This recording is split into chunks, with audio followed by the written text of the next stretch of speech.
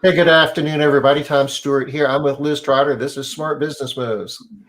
Hey, y'all. All right, Wow. I can't hear very well. Let me get my volume up. Boy, I'm looking haggard. Wow, that's rough. Sorry, y'all. It's been a long day. Some days are worse than others, but hey. I've been getting like texts and messages and stuff from you like 6 o'clock my time. That's late. That's not early. That's late. Yeah. Yeah, I'm having some early days my time right now and some late days. So I've got one more day of this and then I can like rest and be normal again. So I have really something exciting happening though. My daughter and grandbaby are coming. I think I told you that yesterday, Tom. They're coming for I think 6 days. Yes, today's worse than yesterday, Robin. And I also had to go to the orthodontist in the middle of the day, and I had to still be live. It was like I had to, while I was at the orthodontist, I'm like, oh my gosh, this is horrible. So you were like live. You're doing some training this week, and you were like doing the training while you were at the orthodontist. And I had to get approval. Did you say live? Who approval from who? From the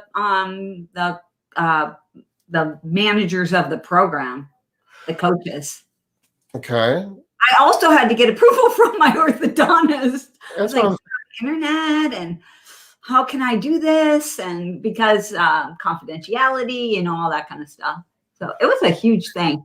And you were like live streaming, camera on, the whole bit. Yeah. Luckily, it was just a quick appointment. Most of the time I was in my mask. Then it was like, take it off, do this stuff. I was like, put my head down. So I just had to show that I was there. I showed from like here up and showed all my mouth stuff going on. So Robin wants to know, is today worse than yesterday? Yes. Hey, TJ.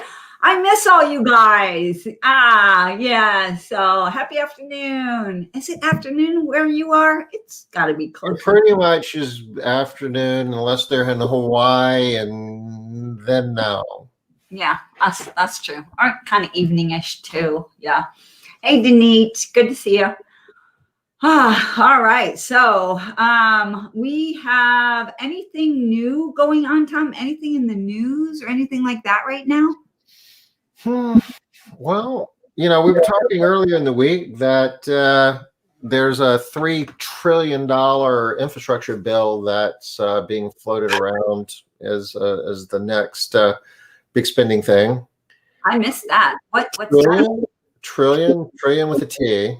I mean, the last bill with, related to COVID, the one they just passed a couple of weeks ago, was 1.9 trillion, almost 2 trillion. So that's another 3. Last year they did a couple of bills, several bills, and it all added up to be about 4 trillion. And I think that, shared previously that 10% of all the dollars floating around the world were printed last year.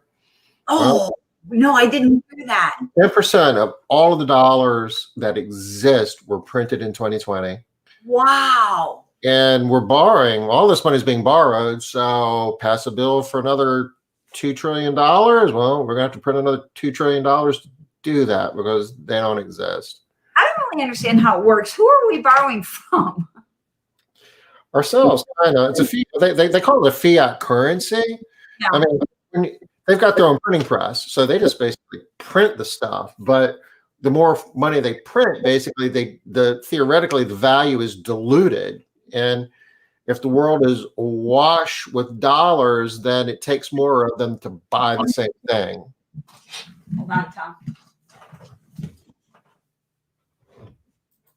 And when it takes more dollars to buy the same thing, there's a word for that. They call it inflation. Hey, Annette. Hold on just a second, Tom. Good job, TJ. I'm so sorry, you guys. I'm in a situation over here on my coaching. It's going late. So just a second. Let me get rid of this call over here, Tom. Maybe you could mute for a second, Tom. I can juggle or something. I'll wait for Liz to come back and we'll bring her back on stage.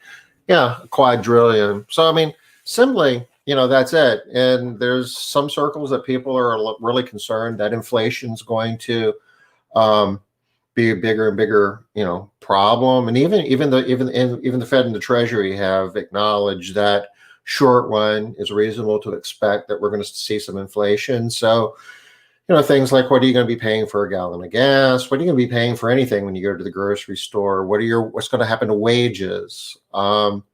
Kind of get in this situation where it takes more dollars to buy the same thing than, at some point from, running our business standpoint, we need to be asking, well, how many more dollars are we going to be having to ask our clients to pay for the same service that they're getting today? And that's kind of the give and take of it. But the upside is the economy is supposed to be growing at the fastest rate it's grown in many years, I guess, by some estimates. These are all projections at this point, but some of the banks are even projecting that we might see double-digit growth rates in the economy in some quarters this year, which is just crazy. Which means that there's a lot of money floating around out there, and the consumers are feeling good, and they're spending money because they've got money, and they very well might be more inclined to take a rate increase today than what they would be in years past because they've got the money to do it, right? So it's not necessarily all a bad thing. It's just a matter of how we react to it and running our businesses. And there is a real I guess the takeaway in all of this is we need to be taking a close look at, what we're charging for our service, look at the market, see what our competitors are charging, and, don't be chasing it. Have the courage to get out there, especially a lot of us are supply constrained. A lot of us are having a hard time finding the labor that we need to run our business anyway. So back to Econ 101, if you've got more business and you can handle, you aren't charging enough. So take the prospects, or at least the possibilities of some real inflation down the road.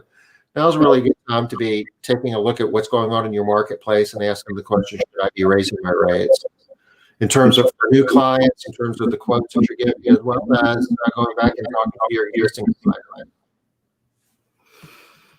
Well, I think that we're all kind of running into the issue of labor, which is why we're having the call that we're having today, right? Why I'm doing the presentation that I'm doing today.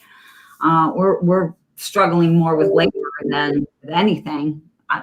Isn't that what you're seeing everywhere, Tom? Oh yeah, definitely, absolutely. Yeah, that's what I'm hearing too. And I know, Liz, you're very quick to remind business owners, and rightfully so, that why somebody wants to work for you and be a long-term, team member is about a lot more than just how, much they're making per hour.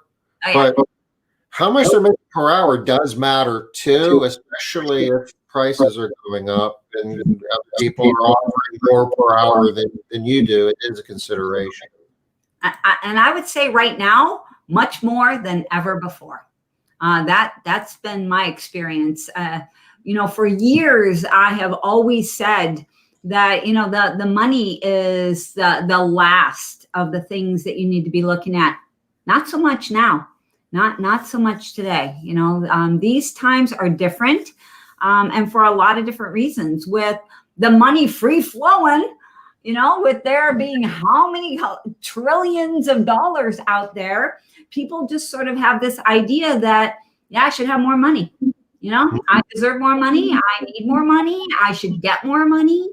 And it's been building since before COVID, when people were, really hitting that minimum wage and really thinking that we need to raise our federal minimum wage, and state minimum wages are all going up. Everybody's trying to hit that $15 mark. And so it started there.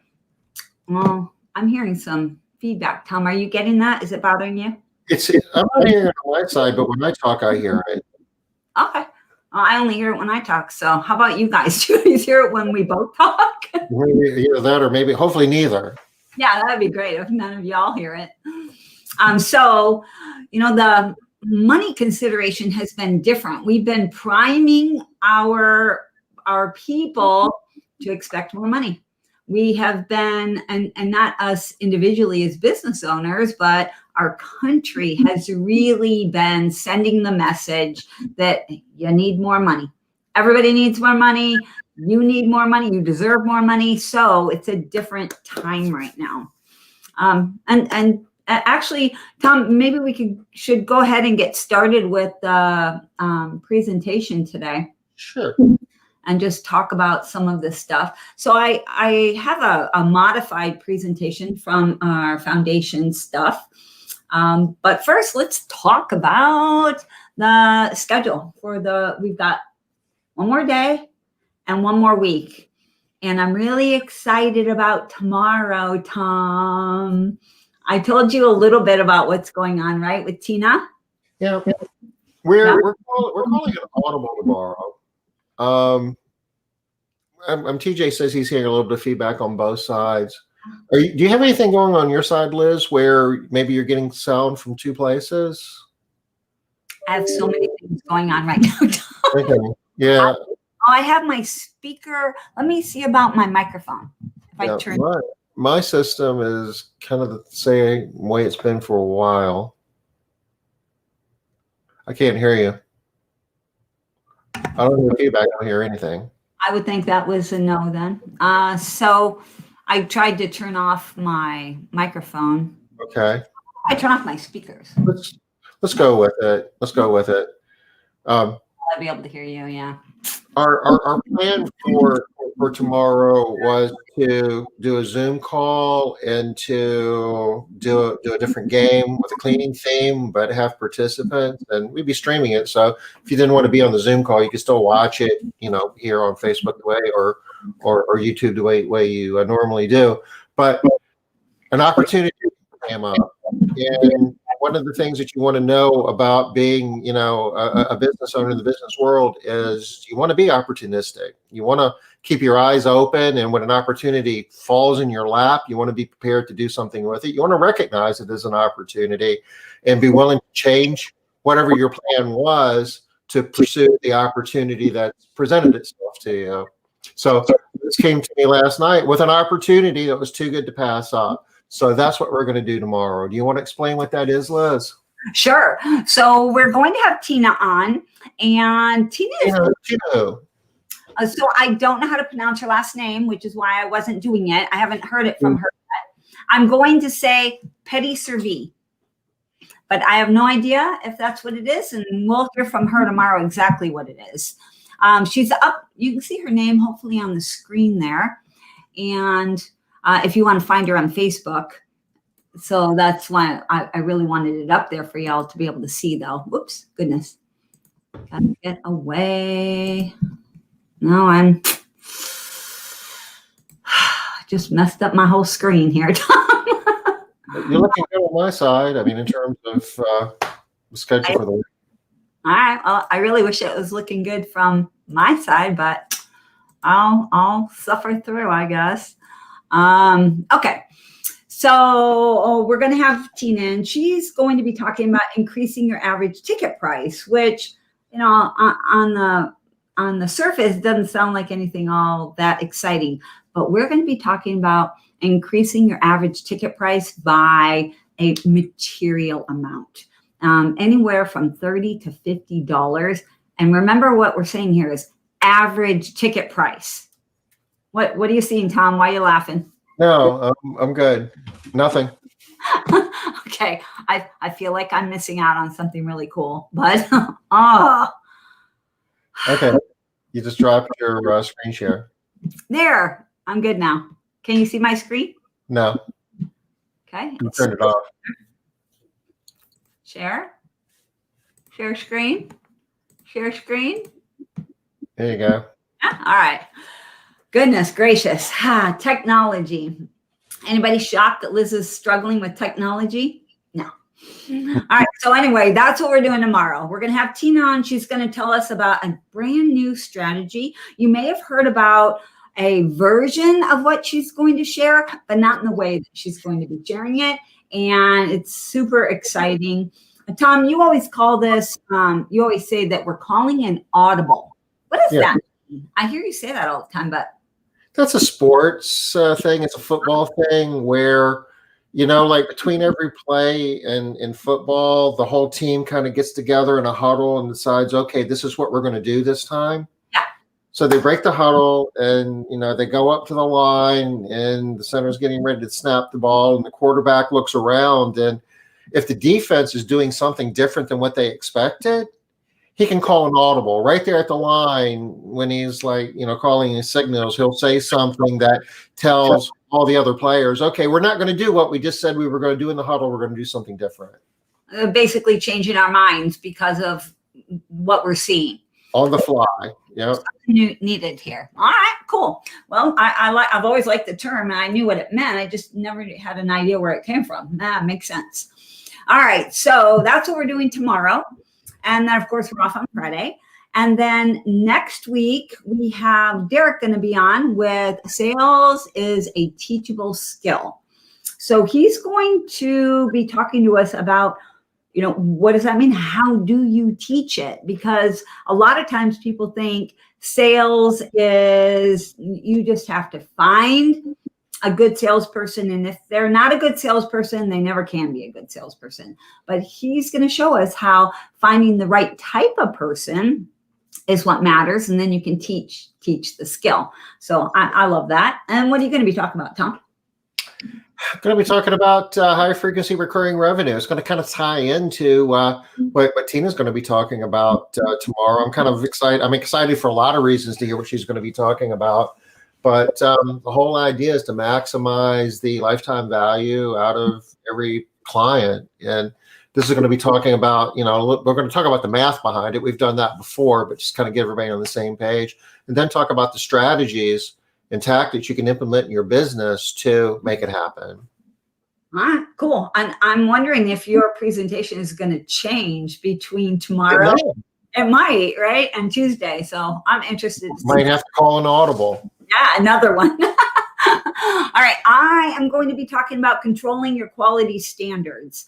So everything is different right now. You guys know that. We're having to change up so many different things. But one of the things that we really want to be able to keep sort of steady for our customers is that we're meeting their expectations. What are they expecting from us and the quality that we've been delivering, and how are we going to continue delivering that? So that's what we're going to be talking about there. We also have on here that next week is National Cleaning Week, Tom. And I think that you found that somewhere, right? Yeah, Janice basically shared that with me. She's a wealth of, knowledge about things that a lot of us might not track. And she sent me an article. And actually, the origins were from ISSA. ISSA made an announcement that week is National Cleaning Week. Are you doing anything for National Cleaning Week? I should probably start thinking about that since it's going to be here before we know it. But I don't have any plans as of yet. I don't either, but I really love that both of our birthdays are in National Cleaning Week. Do you think maybe they planned it that way when they were like figuring out what week do we want to pick? I'm sure, of course. I think that's hysterical, Tom. Yeah, no, I don't think so. But I do like that our birthdays are both in National Cleaning Week. It seems apropos to me. Yeah, I have no plans. If anybody has any plans for National Cleaning Week, share them. I would love to know what you're doing. All right, so let's see. I think I can manage my PowerPoint now. Is that right? We'll see. Yeah, looks like it's up. All right, so we're going to be talking about improving recruitment to improve retention. Now, I'm talking about improving recruitment, but we're going to be talking about a lot of stuff that isn't just about recruiting. It's about this time frame, though. So I saw this quote I was doing a search for something, I don't even remember what, and this quote popped up for me from SHRM, and they were saying how recruiting is the top HR concern in 2021. And you know, I have never seen that from SHRM. Have you, Tom? Usually they're talking about culture, and it's more about that than recruiting.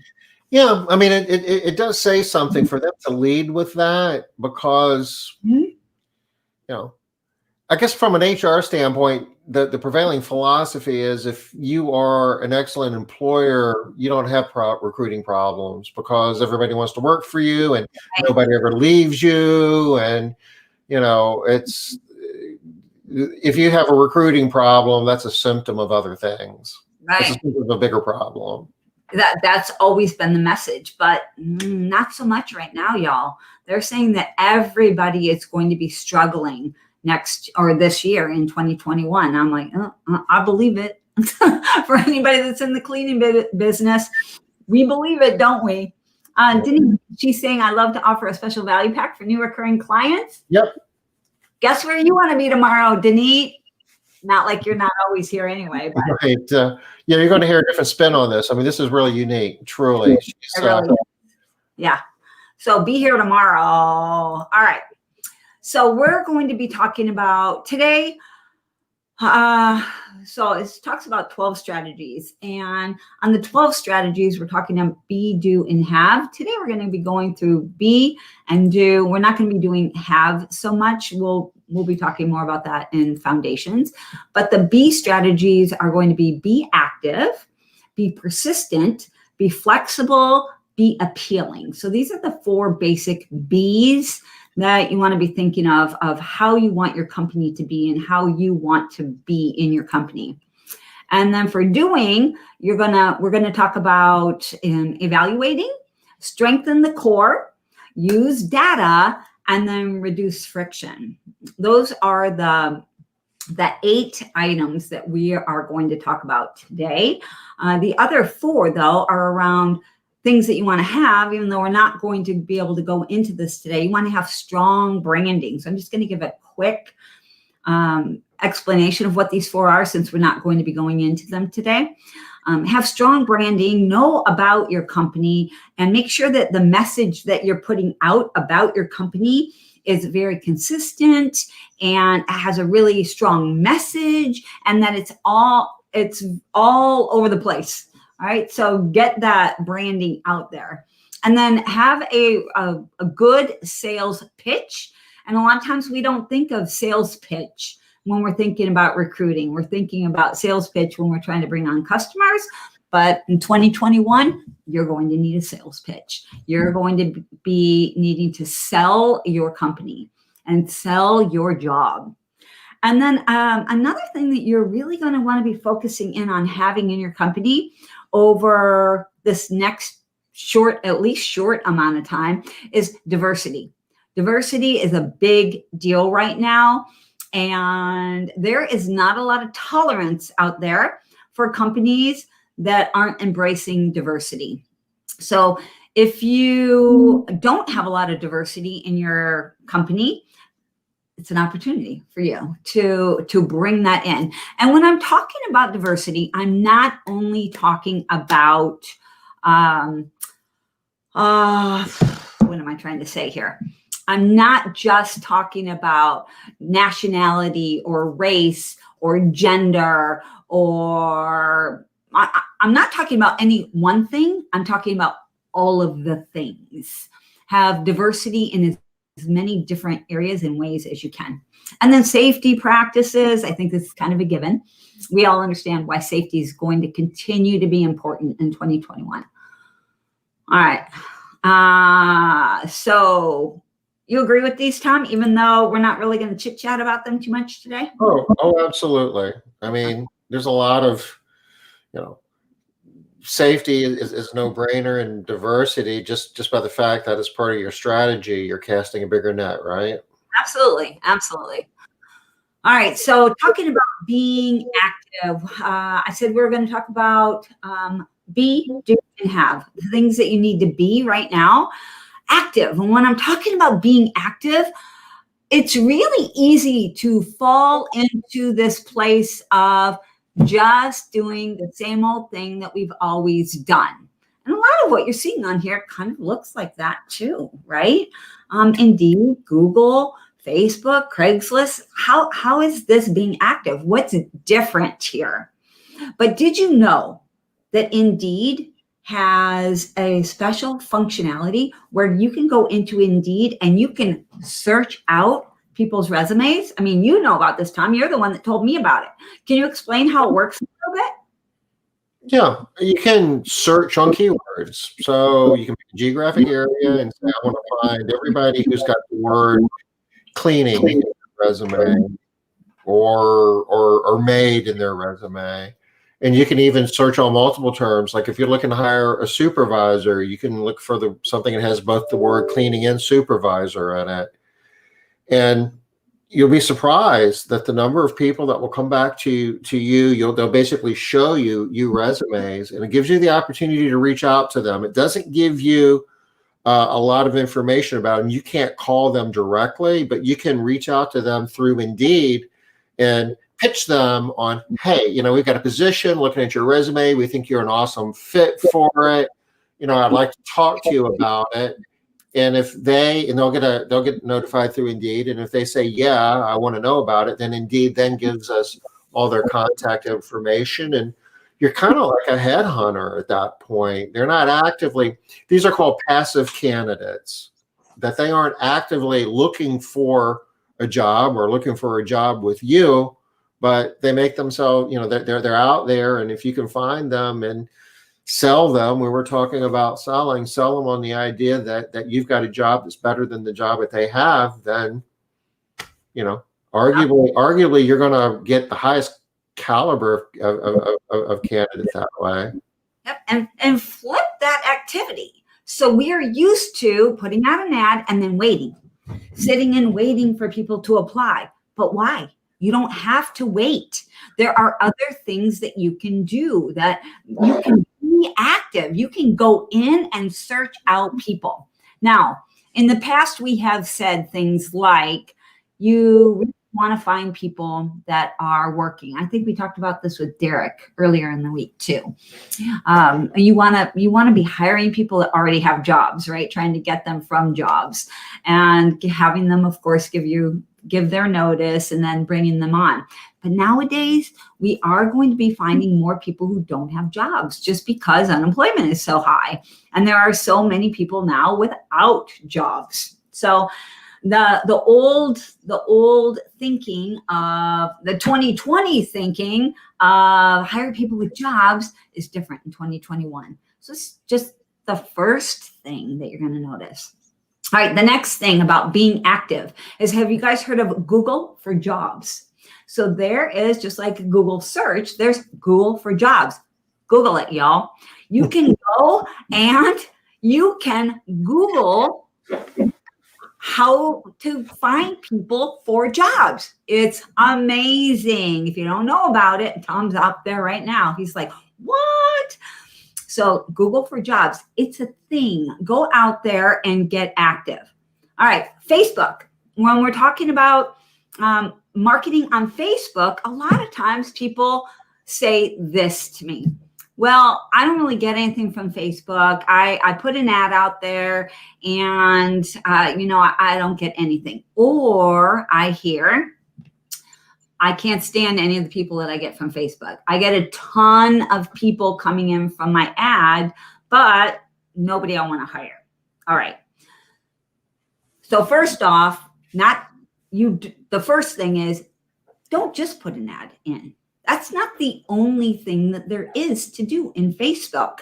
Think about groups. What are some of the different groups that you can go and find?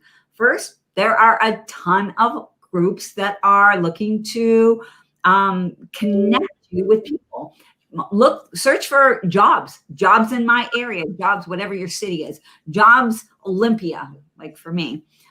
Search for that. What other people are looking for jobs? How about students? Look for the group of your local community college, right? in my area, South Puget Sound group. They have groups, people that are looking for jobs there, and people that go to that school and they're interested in talking about stuff having to do with school. So look for other ways to use Facebook. Don't just place an ad. Now, I'm not saying don't place an ad. I'm saying don't just place an active. Be more active than that. So I said two things. I have great luck posting jobs in Hispanic groups in my area. Yes, good job. Excellent. I love that. That's being active. That's doing something else, something different. Yeah, go ahead, Tom. And the other thing that you want to do on Facebook, because you had it on one of your other slides about the branding. Yeah, Facebook is an excellent way to tell the world what an awesome employer you are. absolutely. So if you got posts showing your team members having a great time, and this gets back to the whole passive candidate thing, where somebody's going through Facebook, and a lot of times it's not a matter of getting them to respond to a direct ad. It's a matter of, wow, they look like they're having an awesome time over there at American Made. I think I would have more fun there than I would in my current job, and they will actually seek you out.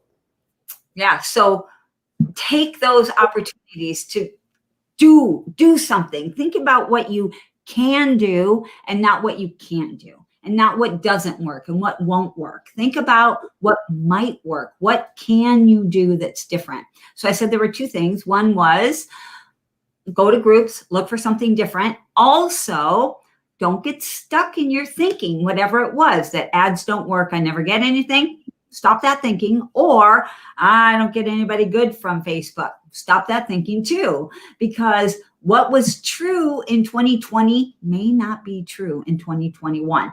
At least check. Go and do something and see if it is true. All right, same thing with Craigslist. Did you have something, Tom? Yeah, and the other part of that thought is, and what works and what doesn't work. We got to make sure that we understand our expectations from a quantified standpoint, a math standpoint. You run a campaign, and maybe you've got 9 candidates and only 2 are qualified, and you would say, well, boy, that sucked, that didn't work. And well, I don't know, maybe the other campaign you ran, you had 9 candidates and only 1 was qualified. So when you went from 1 to 2, that was 100% improvement, right? Good so point. That translates into getting twice the production, twice the outcome down the road when you look at your workforce, a month and a half from now, in terms of how many cleaning professionals you have. So I don't think there's any silver bullets in any of this where it's just easy and, it's just like fish jumping in your boat. A lot of times the superior solution still looks like it's not that awesome in the whole scheme of things, but it's superior given your next best alternative. So you need to look at it in the context of, well, how were you doing versus how well is this new thing compared to the old thing? Well, I really love your example, Tom, of going from 2 to 1, 1 to 2, 100% improvement, right? That's huge. That makes it sound so much better than just 1 to 2. Typically, we're only looking to fill a couple positions, and we're killing ourselves doing it. Mm-hmm. So it's not like you're having to replace your whole workforce. You're trying to fill a couple positions, but you're burning a ton of calories. So that marginal improvement, it doesn't look like much, but basically you've cut your work in half if you're able to go from 1 to 2. Absolutely.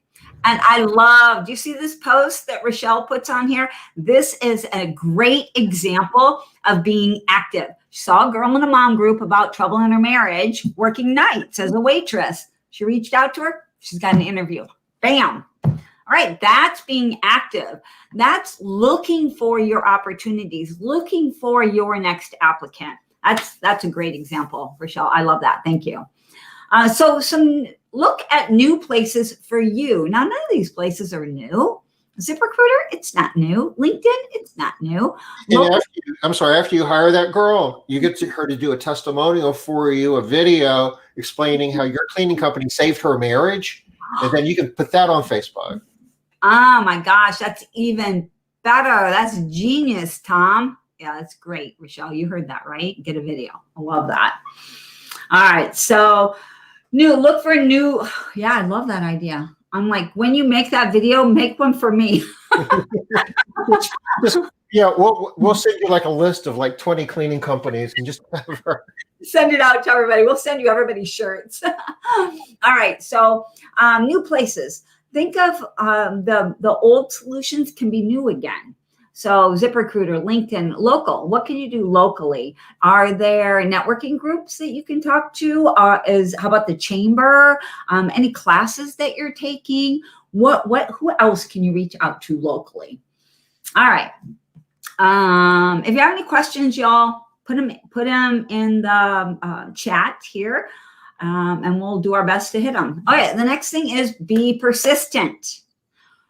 So one of the things that we are not good at is, and when I say we, I'm sort of talking in the general we. I hear this all the time, is that we're like, well, she didn't follow up. This person didn't show up. Well, hit her again. Hit her up again. Who knows what happened? I don't know. Right now, we can't afford to be complacent, y'all. We need to be persistent.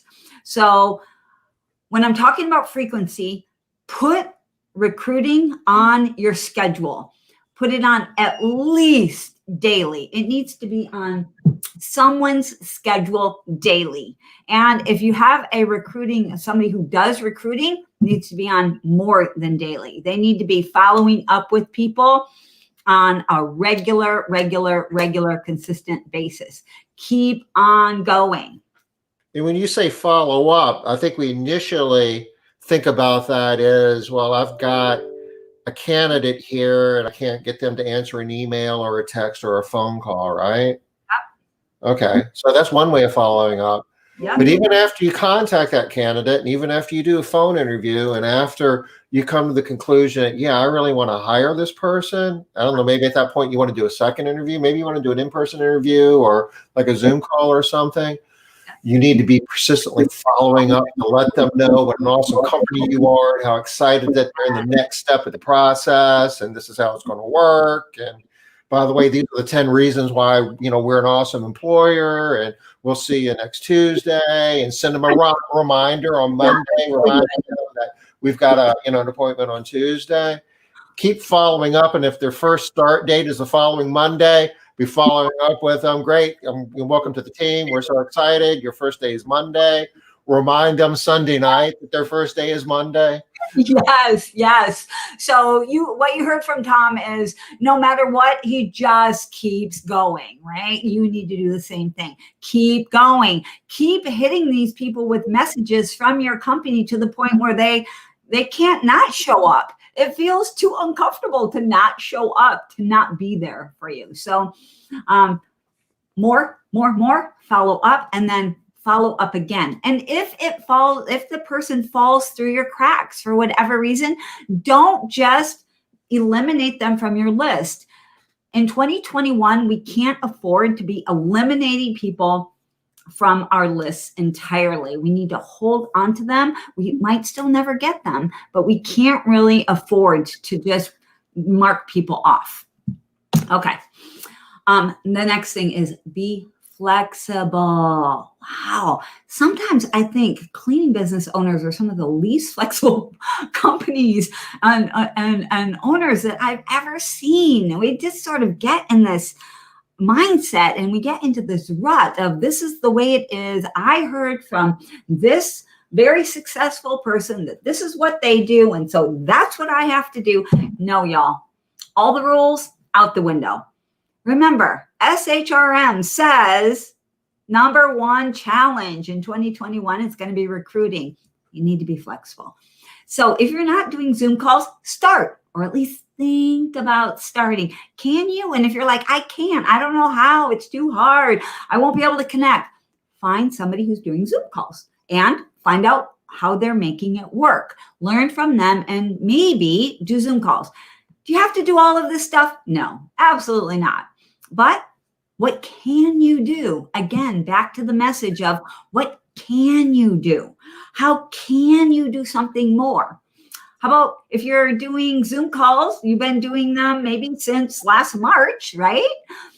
Maybe you want to switch. Maybe you want to switch to in-person interviews now. All right, maybe try something new. Again, be flexible. How about group interviews? Have you ever done group interviews? You're like, I have no idea how that would work. I don't know how. Find somebody who's doing them. There are 4 million Facebook groups out there, y'all. Hit up one of the cleaning Facebook groups and ask them, anybody do group interviews? How do you do it? How does it work? And don't listen to the people that say, oh no, they never work. I've tried it. It doesn't work. Listen to the people that say it does. And how do they make it work? Can I say something about things that don't work? Yes, please. There's 2 parts to things that don't work. One part is, the idea, the concept, and the other part is the execution. And a lot of times we confuse the two, that we didn't get the result we were looking for. That doesn't mean it's not an awesome idea. Maybe it was an awesome idea that just wasn't executed very well. Yeah, absolutely. I'm not sure that I want to say most of the time because I don't have any kind of data around that. But in my world, when I'm not getting the results that I want, the majority of the time it's my mindset that's a little wonky. I've already decided it's not going to work. It's going to be hard. I don't know how, blah, blah, blah. Or sometimes you're just, busy, you're distracted, you don't have the right person on. I mean, there's a long list of reasons why the execution could go sideways. You really just didn't do the preparation work to make it work. You didn't try hard enough. You didn't try hard enough. Your persistence wasn't there. Absolutely. I would agree with that. All right. So how about open interview days? I know a lot of people that have or I know some people that have a lot of success doing this. Every Tuesday and Wednesday are open interviews from 9 o'clock to noon. Show up, we'll interview you on that day. Sometimes they don't. Yep. Same, TJ. I'm with you right there. If it doesn't work for you, great. Pick something else. How about be flexible with your requirements? If you have always had these 6 requirements, can you modify them? Can you get away with only 5 or 4 or 3 or 2 or 1? Do you need all of those requirements? Be flexible with your requirements. One of the places that you can be flexible is looking for people that have worked in restaurants. In the past, a lot of people have said that's not a good industry. They're so used to making so much money in tips that they're not happy in our jobs. But right now, those people don't have jobs. A lot of those people don't have jobs at all. And they would be happy to have a job. And hey, y'all, we do get tips. And actually, if you're with Made Central, you have it easy, have it set up so that the tips are coming in fast and furious. So, did you have something? It is funny that the requirements do, or at least they should change over time because, the business environment and just, the expectations of your clients and the expectations of your workforce, just everything changes over time. So Absolutely. I don't know, maybe even on an annual basis, you'd probably be well served to, or at any time when you're having a hard time finding the cleaning professionals you need, is to say, am I ruling out people that I shouldn't be disqualified? So Tom is speaking to a little secret here. Yes, 2021 is more of a challenge, but this deck is not significantly different than it was in 2019, 18, 17, because we always need to be doing our best in this area, because even if we're fully staffed, we need better people. We need to be looking for options. We need to be able to staff quickly if we get a lot of jobs, hopefully. Lots of work's coming in. So there are some things that are a little bit different, obviously, but there are some things that are very similar to how they've always been in the past. All right. How about being flexible around hours and days? If you're one of those people that's thinking, I can only have full-time people Monday through Friday. I need people that are willing to be on the schedule for 40 hours a week. Other people are making it work other ways. Some people are able to make it work with employees that only work 3 days a week. They have kids that are in school, or they have their own schooling or whatever, or they have found ways to have people working half days. Could you do that? I bet you could. I'm not smarter than you. And if I can do it, you can do it. How about care.com? Have you ever looked at care.com? Some of those people and those types of places, a lot of times independent contractors will advertise that they're looking for work on care.com, but they're not finding the jobs, y'all. And if they're advertising for $15 an hour on care.com, they'll probably work for you. Why wouldn't they work for you? You're going to be able to fill their schedule. They're actually going to have work. They're not going to be independent contractors, probably. Again, that's your business, how you decide to handle that. But they might come work for you as employees or independent contractors too, depending on what you do. How about be flexible around, if you've always had teams, can you do solos? If you've always been solos, can you do teams? How can you, the whole point of this slide is, what can you do? Not what can't you do? What haven't you done? What can you do? Did you have something, Tom? Yeah, they just call that, increasing the size of the consideration set, giving yourself more options. There's some people that, they might not drive, but so they can't be a solo.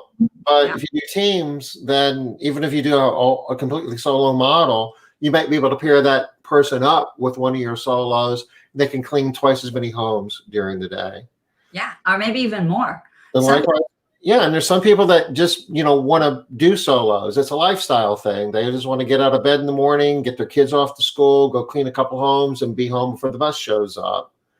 Yeah. A lot of them are working as independent contractors and would love the opportunity to have some employer take care of, some of the expenses and the hassles of doing the taxes and all of that. And or vice versa. I mean, there's just so many different people out there with so many different tastes and preferences and interests. The more flexible you can be, and the more people that you can accommodate in your business to make them a cleaning professional and have them clean homes for you, the more homes you're going to get cleaned.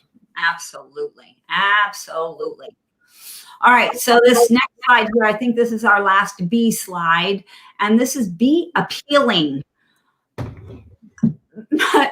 I see a lot of times people are, the first picture of themselves that they put out is how hard it is. This job is really hard. We expect all of these things from you. They just make it seem like such a bad job, y'all. Be appealing. So we talk a lot about matter, meaning, and measure here, because those main things, matter, meaning, and measure, those, when people have those in their job, they love their jobs. They enjoy the work that they do. And when we're talking about matter, meaning, and measure, just a real quick refresh, is matter just means that they feel like they personally matter to you, to the company, that they personally matter. Meaning is that there is meaning in the work that they do, that there is some type of intrinsic meaning in this work. You can find that. And a measure, pretty obvious, right? There is some sort of a measure to show them how well they're doing. Are they doing well? Are they not doing well? Give them some sort of a measure. Are things good, not good, pretty, not pretty, whatever the things are. All right, so here are some examples of things that you can do around matter, meaning, and measure. Use people's names. This sounds so easy, but I can't tell you how many times people don't use their applicants' names. They don't even remember them. If you can't, take their picture, get their picture, write their name on it, get one of those little Instamatic cameras for like $20 or whatever. People like to have their pictures taken too. Not everybody, but a lot of people do. And there are very, very few people that don't like the sound of their own name. Who is it, Tom, that says that a person's name is their favorite word in the English language? I've heard that, but I don't know who to attribute it to. Oh, I can think of the book right now, but it's escaping me. I'll think of it in a minute. Have a PowerPoint presentation, but have a PowerPoint presentation that shows how amazing you are. If you haven't seen Heather Gilch Canning's PowerPoint presentation, ask her to see it. She'll happily show it to you. This one organized mom, she has a wonderful PowerPoint presentation, but you can have one. Why not? Create a video. Create a video of the people in your company. So doing some fun stuff, being happy, smiling, cleaning. Yes, TJ, good job. Thank you, sir. Dale Carnegie. Yeah. That's right. Have a video. How about some uniforms? if your uniforms are ugly or uncomfortable or in short supply or stained or old or any of the negative things, fix that. Get that fixed, because people need to feel comfortable and be able to clean in and feel good about the uniform that they're wearing, feel proud of whatever it is that they're wearing. All right, cars. Your cars can be appealing to people. If they look at the car and they're like, oh, yeah, that's comfortable. It's close. If you don't have cars, don't do this one, y'all. Any of these things that you don't have, you don't do, you don't have to. Remember, just choose. Pick some. At the end here, I'm going to have you pick 2 things. So be thinking right now, what are 2 of the things that I can do? If you're going to have people coming to your office, okay, have it be appealing. It shouldn't be dirty, right? It should be clean, and at least clean, but tidy, neat. Maybe have some decorations. People in our industry like to make things look good. That's part of what they like about this job, is that they're making all of these homes look nice. Have your office look nice. Appealing. Again, we talked about the money earlier. Tips. Point out that we do get tips. Do you have a bonus? Do you have a performance bonus? A lot of companies nowadays have performance bonuses. Now is the time for those. Benefits? Point them out. Tell people about them. Do you have fun in your company? Any kind of fun? Is there anything interesting about your company? Are there any additional opportunities? Do you have a really awesome ladder that shows people how they can grow? Great. Show all of these things. Show everybody how you are the company that they want to work for. At a minimum, if they are looking at other cleaning companies, they need to be picking yours. If they're not picking yours, why? What's so much better about that other company? No, you need to be better than them. I don't care who they are. You need to be better. All right, we're going to move on to do. And well, this is the deal with foundations. The reason why it is 70 hours of education and work is because it's a lot. We got to do a lot. All right, so when we get to do, I want you to evaluate everything in your company. Evaluate your pay. Is it good enough? Is it where it should be? How is it compared to the other companies? Not just other cleaning companies, the other companies that are pulling your recruits, the people that you want to hire. How about benefits? Evaluate them. Is there anything you can do there? Change there. Your training, is it good enough? Is it fast enough? Is it long enough? Is it short enough? Is it in-depth enough? Is it comprehensive enough? Does it start soon enough? Does it last long enough? Evaluate your training. Policies. Are your policies designed for the employee, or are they designed for you? Because I'll tell you what, if your policies are designed just for you, you're going to struggle.